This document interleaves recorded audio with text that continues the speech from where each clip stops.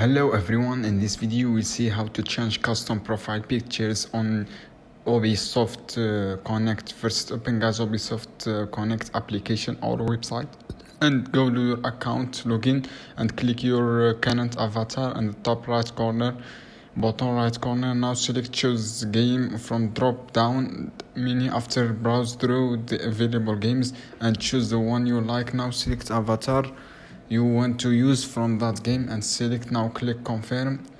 Set your new avatar. If you found guys this video helpful, you can thank me about this video and share this video, subscribe this video and like this video to our friends, subscribe, and see you on another video guys.